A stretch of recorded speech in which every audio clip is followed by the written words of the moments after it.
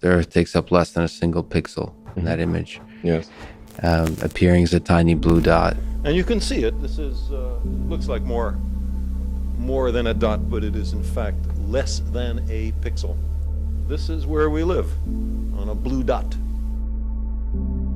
Look again at that dot. That's here. That's home. That's us. On it, everyone you love, everyone you know, everyone you've ever heard of, every human being who ever was, lived out their lives.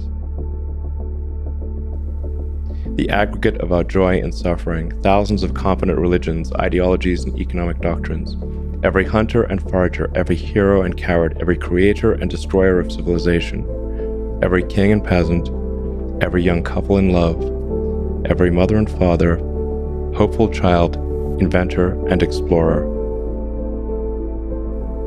every teacher of morals, every corrupt politician, every superstar, every supreme leader, every saint and sinner in the history of our species lived there.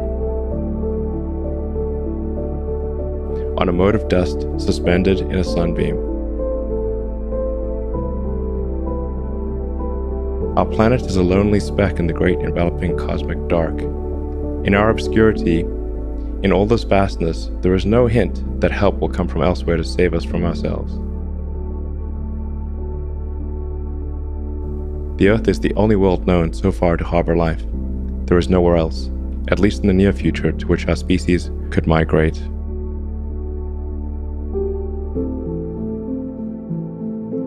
Everything we've ever known and done is on this tiny blue dot. People also get too trapped in their like squabbles amongst humans, and they don't think of the big picture. And they take civilization and our continued existence for granted. They shouldn't do that. Look at the history of civilizations. They rise and they fall. And now, civilization it's globalized. And so civilization, I think, now rises and falls together. There's not geographic isolation. This is a big risk. Things don't always go up. That's an important lesson of history. And I wonder how many dead one-planet civilizations there are out there in the cosmos that never made it to the other planet and ultimately extinguished themselves or were destroyed by external factors. Probably a few. It's only just possible to travel to Mars, just barely. It's funny, the universe appears to be 13.8 billion years old. Earth is like 4.5 billion years old. In another 500 million years or so, the sun will expand and probably evaporate the oceans and make life impossible on Earth, which means that if it had taken consciousness 10% longer to evolve, it would never have evolved at all. Just 10% longer.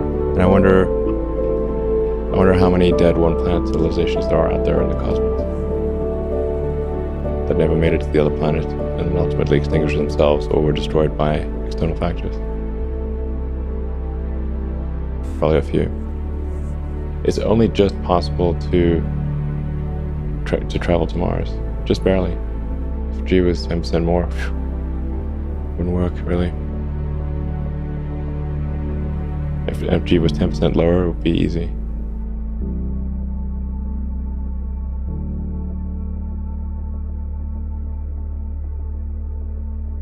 That's where everyone you know and everyone you ever heard of and every human being who ever lived out their lives. It's a very small stage in a great cosmic arena.